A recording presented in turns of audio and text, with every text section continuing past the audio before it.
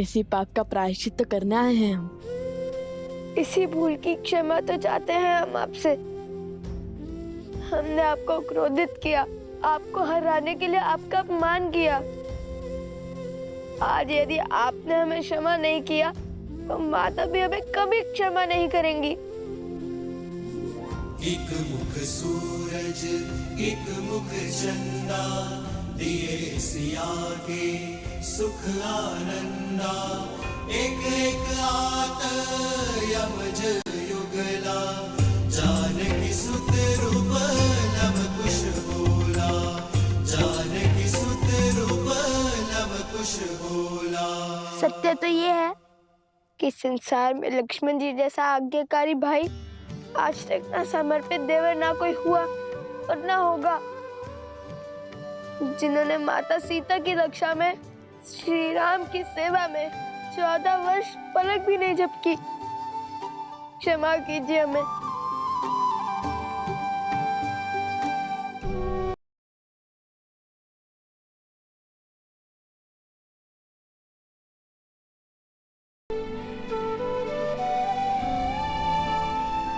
अंततः आज ज्ञात हो ही गया कि वीरता के साथ साथ विनय भी है तुम दोनों में। यशस्वी भव।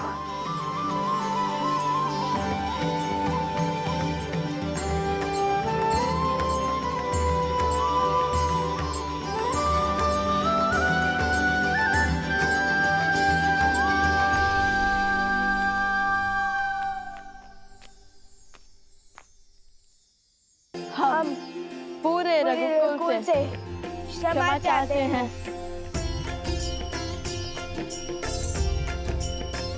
अयोध्या में तुम्हारा स्वागत है लवकुश। तुम मेरे अतिथि हो। तुम्हारी व्यवस्था हनुमान को दे दी गई है। निश्चिंत होकर अयोध्या में रहो और अयोध्या को अपना ही घर समझो। और अब मेरे एक प्रश्न का उत्तर दो। तुमने मुझे और जानकी को मिलाने के लिए मुझे ही चुनौती दे बैठे। इतना बड़ा संकट उठाया, अपने प्राण तक दांव पर लगा दिए। दो अपरिचितों को मिलाने के लिए इतना कुछ क्यों किया तुम दोनों ने? ये हम क्षमा प्रार्थी हैं। हमें स्वयं अब समझ में आया है कि हमारा युद्ध आपसे कभी था ही नहीं, बल्कि आप जिस प्रजा को बचाना चाह रहे हैं, हमारा युद्ध तो उसके सोच के विरुद्ध था। उस लोक पाप के विरुद्ध जिसके कारण आप और माता सीता अलग हुए। ये संसार उचित अनुचित, धर्म और अधर्म, न्याय और अन्याय का अनूठा संगम है लवकुश। किंतु जब जब कुछ अनुचित घटता है तो उसका दायित्व लेकर अनुचित को उचित करने का प्रयास करना चाहिए, ना कि अनुचित को अनुचित सिद्ध करने का प्रयत्न। और हर बार उचित अनुचित का भेद मिटाने के लिए शस्त्र नहीं उठाने पड़ते लवकुश। दृढ़ निश्चय कर समाज को समझाने की पहल करनी होती है। मेरा और सीता का पृथक होने का निर्णय भले ही हम दोनों का था, किंतु हमें मिलाने का निश्चय हम समाज से चाहते हैं। और हमें पूरा विश्वास है कि एक दिन ये समाज अपनी सोच अवश्य बदलेगा। आपका निश्चय अब हमारा उद्देश्य है। और इस बार हम विजय बल से नहीं, अपने गुरुवर की दी हुई शिक्षा से पाएंगे।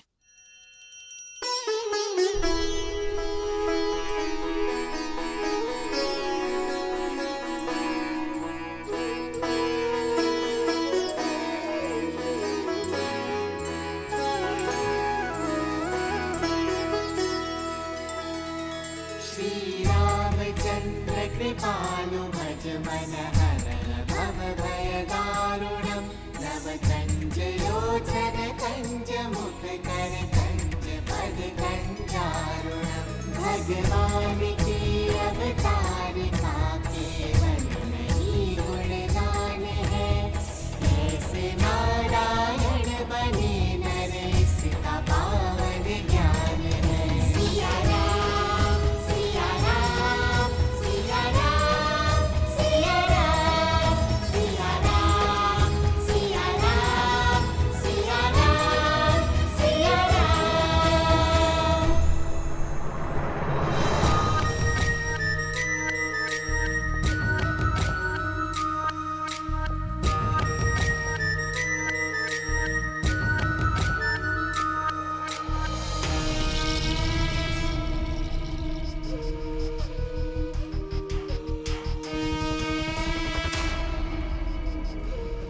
भैया, समय अभी शेष है, क्योंकि अभी तक लव और कुश ने राम को सत्य नहीं बताया है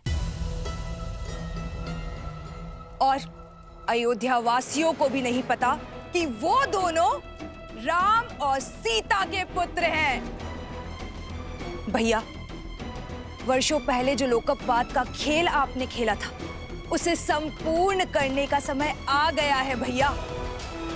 असुरी सोच और स्त्रियों के अपमान का जो बीज आपने जन मन में बोया था, वो परिपक्व हो चुका है भैया।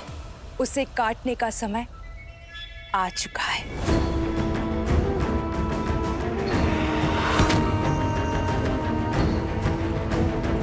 अब होगा मेरी माया का शंखनाद। लव कुश जहां भी जाएंगे, पुरुषों द्वारा स्त्रियों का अपमान ही देखेंगे।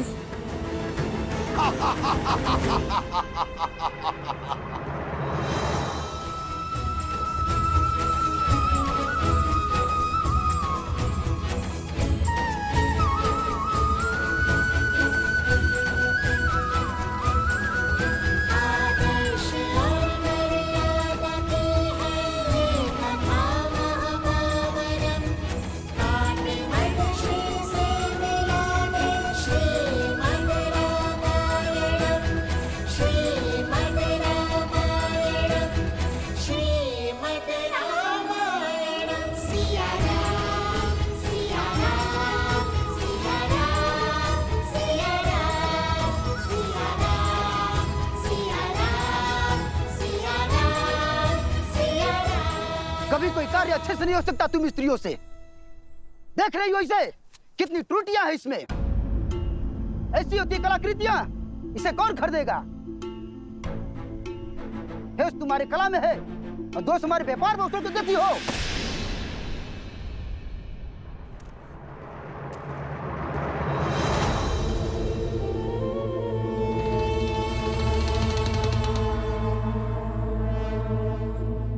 अद्भुत। महाराज की माया ने अपना असर दिखाना प्रारंभ कर दिया है।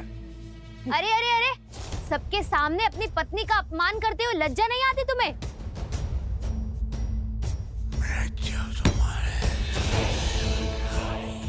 तू साहसी है तुम्हारी पत्नी।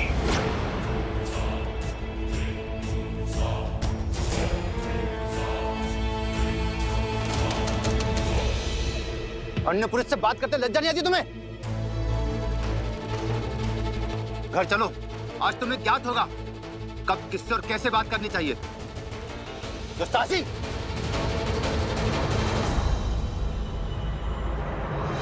भैया, धर्म की अयोध्या में इतना अधर्म, कैसा विष घुल गया इनके मस्तिष्क में।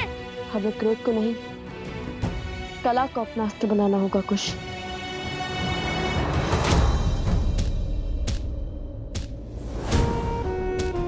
भैया, वो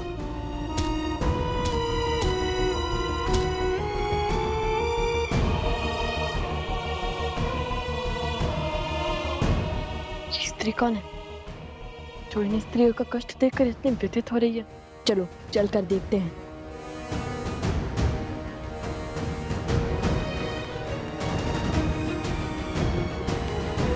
अशुभ है बड़ी बहू के साथ पूजा करना। बड़ी बहू, तुम पूजा से उठ जाओ।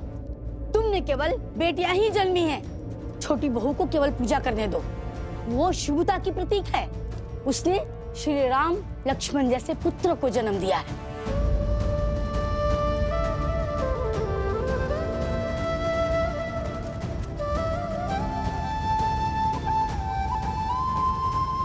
लगता है अयोध्या को केवल श्री राम की आस है, माता सीता की नहीं।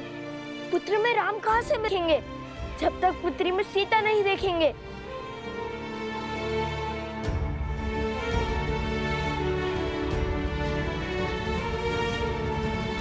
अभी तक जल नहीं भरा, कोई कार्य समय से नहीं होता तुमसे। मैं पूरा दिन खेतों में बैलों की भांति जुटता रहता हूँ। तुम सारा दिन सखियों के साथ बैठी बतियाती रहती हो। गृह कार्य भी ठीक से नहीं होता तुमसे। शीघ्र चलो, सूर्यास्त होने को है। हाँ, यदि मेरे पति ने मुझे सूर्यास्त के बाद घर से बाहर देखा तो अनर्थ हो जाएगा। महारानी सीता के त्याग के पश्चात सोचा था परिस्थिति बदल जाएगी, किंतु सब विपरीत ही हो गया है। चलो।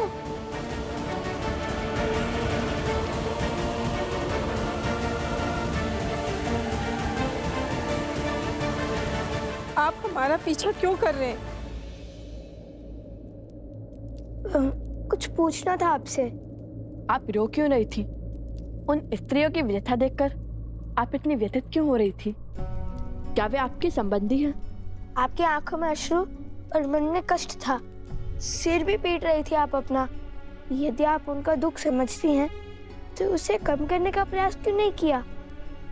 आपका पीछा करते हुए जब अयोध्या की गलियों से निकले तो अयोध्या के घरों की कहानी पता चली। हे देवी, कृपया करके अपना परिचय दीजिए, अपने पीड़ा का कारण भी बताइए।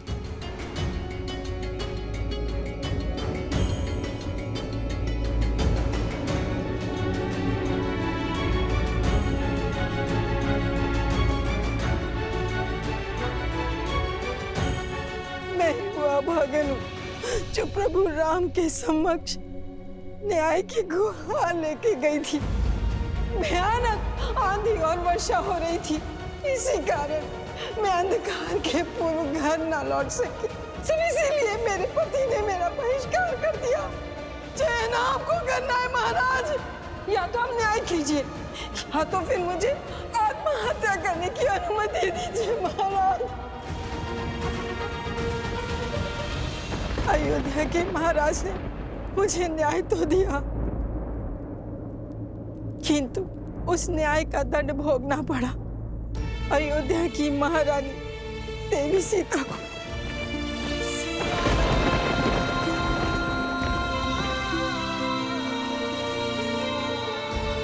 लोकापात के श्राप ने अयोध्या के हर घर को ढस लिया। मैं वो पापन हूँ जिसके कारण इस समाज ने सीता और राम को भिन्न किया। मैं ही वो पापनी हूँ, इस अधर्म की उत्तरदायिनी हूँ। मैं तो स्वयं को मार के इस पीड़ा से मुक्त भी नहीं हो सकती, क्योंकि मैं एक माँ हूँ। और अगर मैं मर गई तो मेरे बाद मेरे संतानों को कौन संभालेगा? कौन संभालेगा? कौन संभालेगा? हमारी अयोध्या पहले ऐसी नहीं थी, फिर न जाने कैसे प्रजा की सोच इतनी मलिन हो गई। श्री राम अयोध्या के राजा हैं, यदि वो चाहे तो एक आदेश पर क्षण भर में सब कुछ ठीक हो सकता है। भला उन्हें कौन रोकेगा? पर वो भी इस वियोग को सह रहे हैं, क्योंकि वो मर्यादा पुरुषोत्तम है जो अपनी सोच दूसरे पर आदेश के रूप में नहीं थोपना चाहते। वो चाहते हैं कि स्वयं की अनुभव से अयोध्या की प्रजा की सोच बदले, पर ना जाने ये कब संभव होगा? ये कब संभव होगा?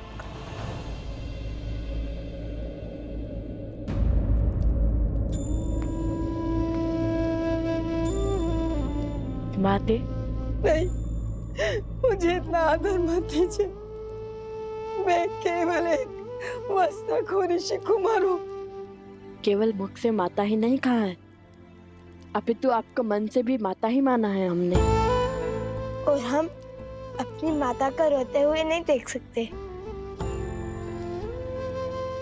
जो पीड़ा का दंश आप झेल रही हैं, वो हमें भी कचोट रहा है। हम भी देवी सीता और श्री राम के मिलन के अभिलाषी हैं, और हमारा मार्ग ना युद्ध का है और ना द्वंद का।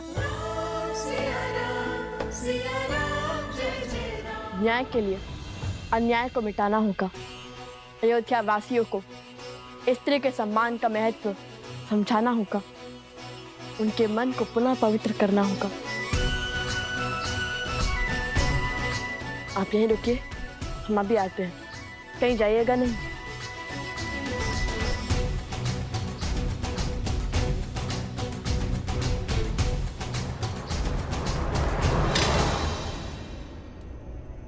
अरे भीतर कहाँ चले जा रहे हो?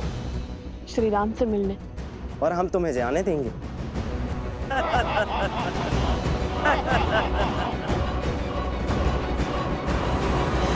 मिल सकते हैं।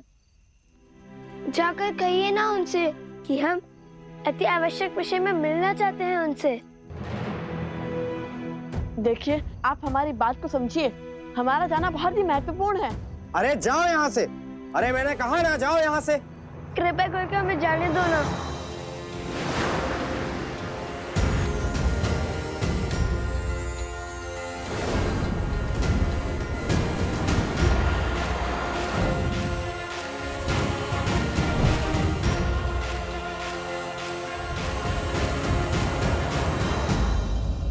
क्या हुआ? हनुमान जी, हमें इसी क्षण प्रभु श्री राम से मिलना है, और इस समय यदि कोई है जो हमें श्री राम के पास ले जा सकता है तो वो केवल आप हैं। बात वचन की है हनुमान जी, किसी को लौटाने का वचन देकर आए हैं हम। सहायता कीजिए ना हनुमान जी।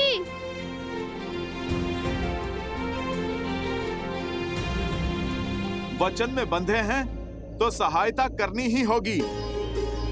रघुकुल वंशियों का वचन टूटना नहीं चाहिए। चलिए।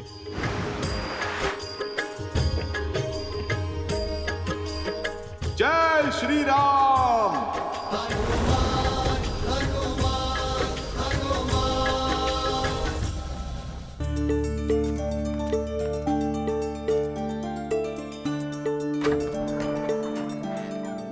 मंत्री जी, महाराज का आदेश है राज भंडार से 20 सेर अनाज परिवार गर्षित क्षेत्र में शीघ्र ही पहुंचाया जाए, और नदी पर सेतु बनाने के लिए धन भी राजकोष से मिलेगा।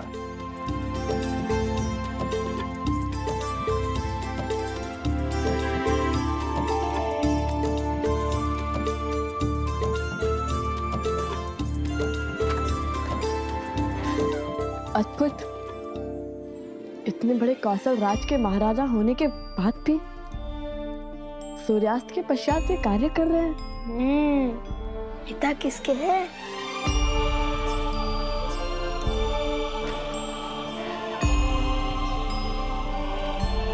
चलिए, प्रभु ने आप दोनों से मिलने की आज्ञा दे दी है।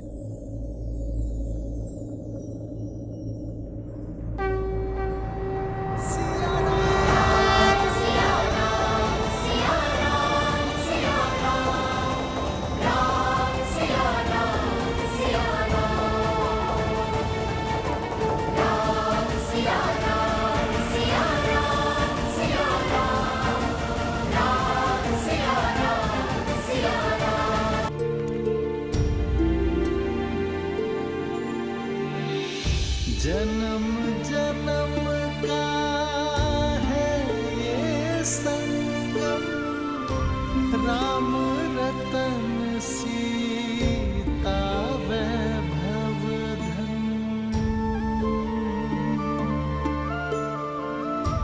एक है पौरुष, एक समर्पण, एक है रूप तो दूजा दर्पण।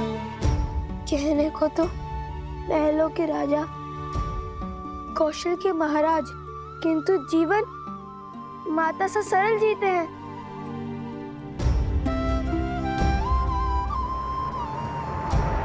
राम सिया राम, सिया राम, सिया राम, राम सिया राम, सिया राम,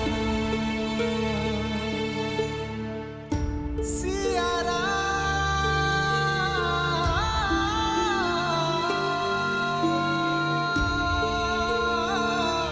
सिया राम, सिया राम, सिया राम।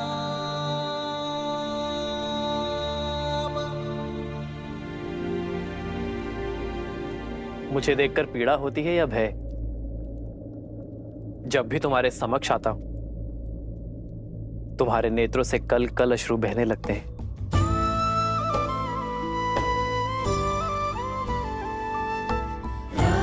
सिया राम, सिया राम, जय जय राम।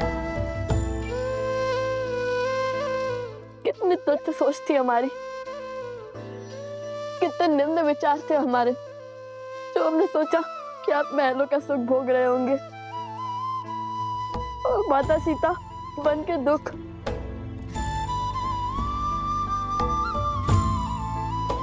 यहाँ आए तो समझ में आया कि एक और आप कौशल राज के महाराज की भांति अपने राज्य को हर संकट से बचा रहे हैं, और दूसरी ओर किंतु एक सन्यासी की भांति सब कुछ त्याग बैठे हैं। ये वनवास केवल माता सीता का नहीं बल्कि प्रभु श्री राम कि जितनी पीड़ा माता सीता को श्री राम के लिए हुई है, उससे अधिक पीड़ा श्री राम के मन में माता सीता के लिए है।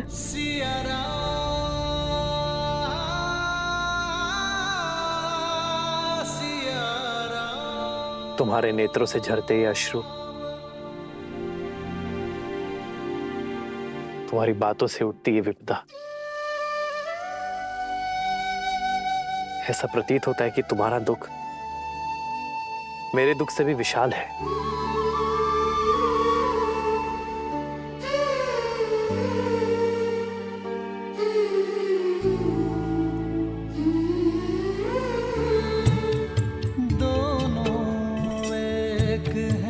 बस यही सच है, राम लक्ष्य और राम ही पथ है, विरह की आग में जले सिया राम, एक है तन और एक है प्राण। सिया राम, सिया राम, सिया राम, सिया राम। आपके वियोग को अंत तक हम लाएंगे, सिया राम का मिलन हम करवाएंगे, उनकी बीच की दूरी को हम मिटाएंगे। और ये कार्य तभी पूर्ण हो सकता है जब अयोध्या का हर एक व्यक्ति स्त्रियों का महत्व समझे, पत्नी, माँ और बहन का मूल्य जाने और स्त्रियों को अपने समान माने, और प्रजा की निम्न सोच को बदलने का मार्ग है हमारे पास। ऐसा मार्ग जो सीधा भी है और सरल भी, जो आपको भी भाएगा और माता सीता को भी। किंतु आपकी अनुमति के बिना आपके राज्य में ऐसा नहीं कर सकते। कैसा मार्ग?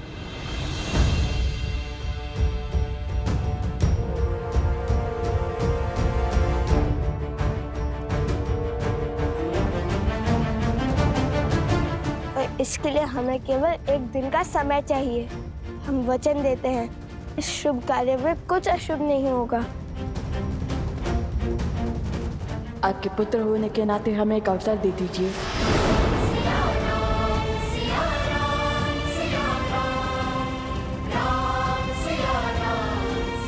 वो आपने कहा था कि महारानी सीता हमारी माता समान हुई, तो आप भी तो हमारे पिता हुए, है ना श्री राम? वैसे भी प्रजा के लिए तो राजा पिता समान होते हैं ना, और अब तो हम भी आपकी प्रजा ही हैं, सो आपके पुत्र हैं, और ये पुत्र अपने माता पिता को एक करने के लिए केवल एक दिन मांग रहे हैं।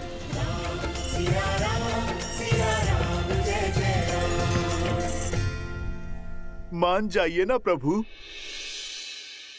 मुझे लव कुश पर पूरा विश्वास है।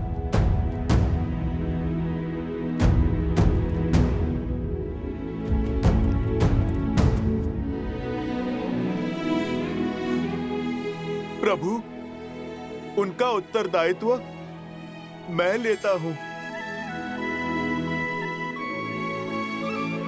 और फिर यदि ये कार्य सफल हुआ तो ये राज्य पूरा खुशियों से भर जाएगा प्रभु, हर संकट टल जाएगा प्रभु।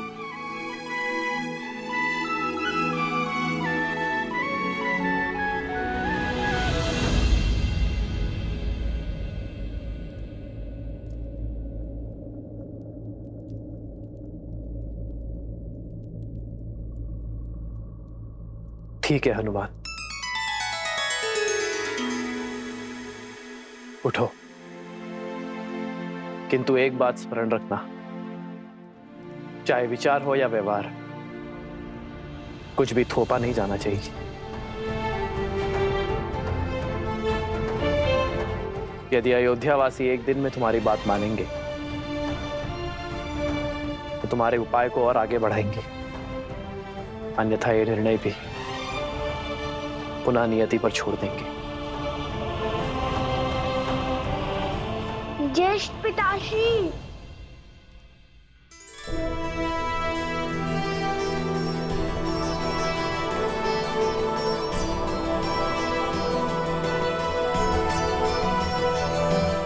क्षमा कीजिए, किंतु हमने छुपकर आपकी सारी बातें सुन ली। लगता है हमारे भाई तुम्हारी ही तरह नटखट भी हैं।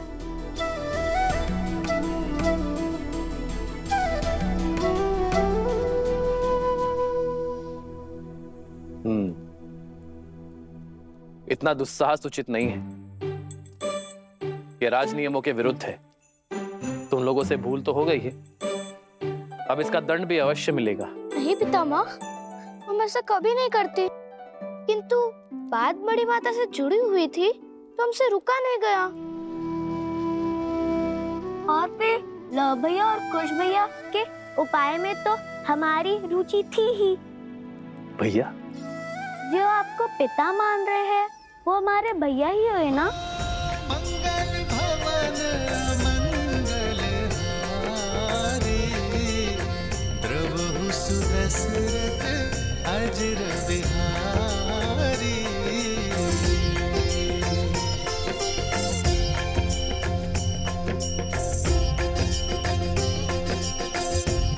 उचित है हनुमान, सबकी भावनाओं का ध्यान रखते हुए आगे बढ़ो। जो आज्ञा प्रभु।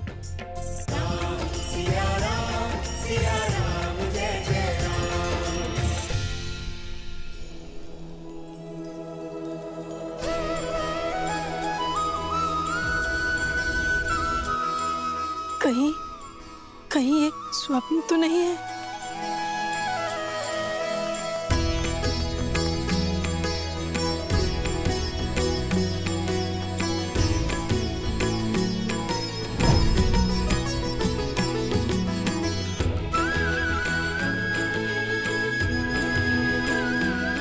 माता, हर कष्ट, हर पीड़ा, हर क्लांति को पीछे छोड़ने के लिए सच हो जाइए।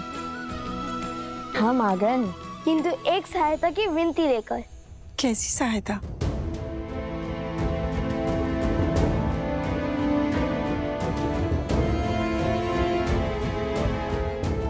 अवश्य, मैं ये कार्य अवश्य करूंगी। आप निश्चिंत रहिए, बस मुझे आज्ञा दीजिए।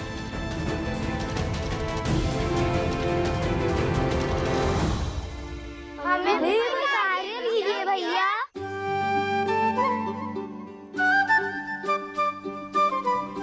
अवश्य, तुम सब एक स्थान की व्यवस्था करो जो हमारी योजना में उपयोगी हो। जानते हो ना मैं कैसे स्थान की बात कर रहा हूँ? हम अभी उचित स्थान की व्यवस्था करते।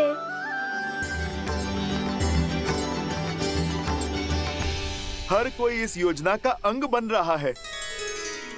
आप मुझे भी तो कोई कार्य दीजिए, बताइए मुझे क्या करना है? हनुमान जी, आप जब हमारे पास थे तब हम आपकी कितनी सेवा करते थे। आपको अपने हाथों से ग्रास खिलाते थे। और हम जब से यहाँ आपके अतिथि बनकर आए, आपने तो हमसे एक बार भी भोजन के लिए नहीं पूछा। भोजन क्या, मैं आपको 56 भोग खिलाता हूँ। आप दोनों चलिए, आइए।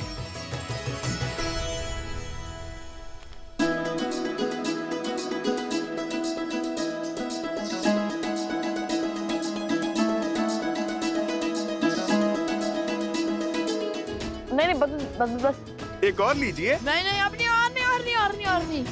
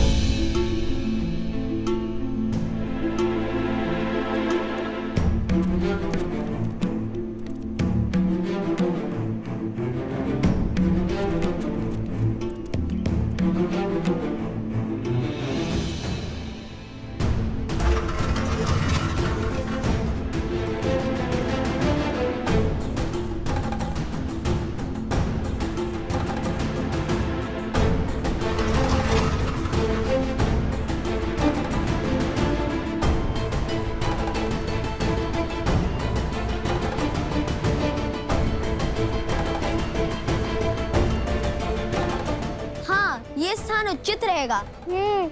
महल के इस भाग को अब राज परिवार तो उपयोग करता नहीं। आत्मा तृप्त हो गई भोजन खाकर। अब चलिए हनुमान जी। अब क्या होगा? विस्फोट। विस्फोट।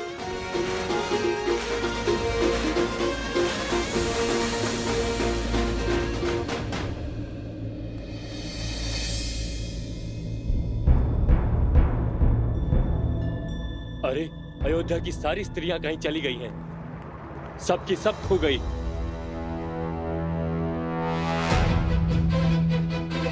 अरे कहाँ गई सब? खोजो उन्हें।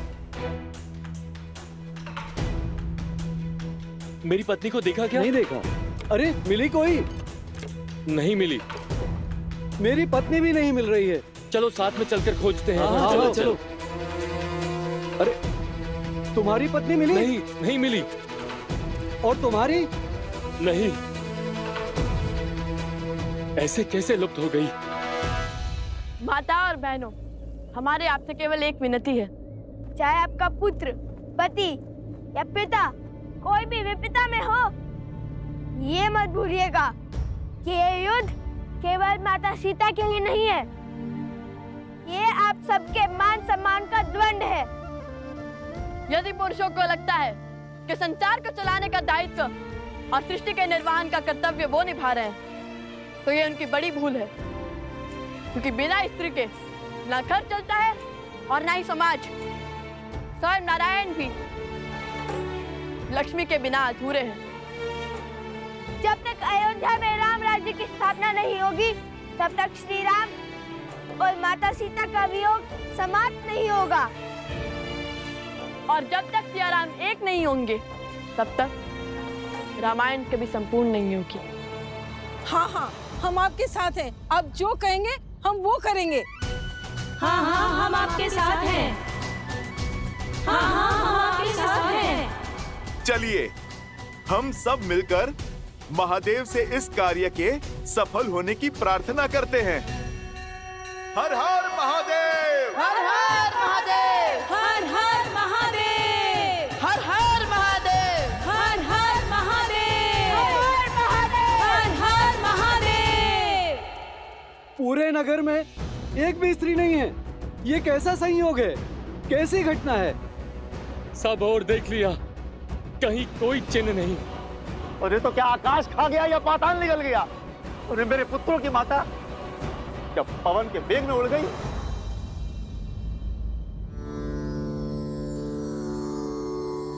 श्री राममं श्री राममं श्री राम। चलो।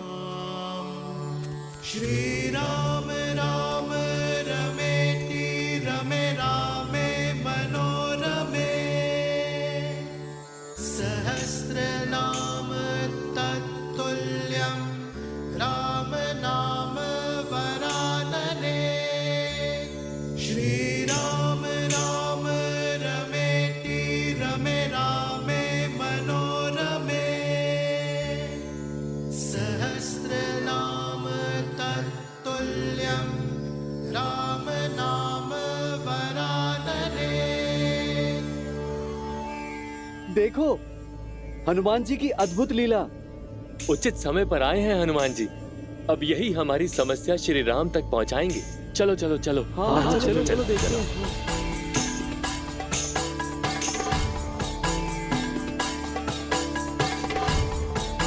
हनुमान जी, हनुमान जी, एक बहुत बड़ी विपदा आन पड़ी है, सहायता कीजिए हनुमान जी।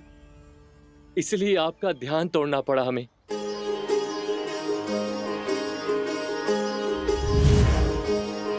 हनुमान हनुमान हनुमान हनुमान। संपूर्ण अयोध्या एक साथ? क्या बात है? संपूर्ण नहीं, आदि अयोध्या हनुमान जी। ध्यान से देखिए, आपके समक्ष केवल पुरुष हैं। सभी स्त्रियां लुप्त हो गई हैं।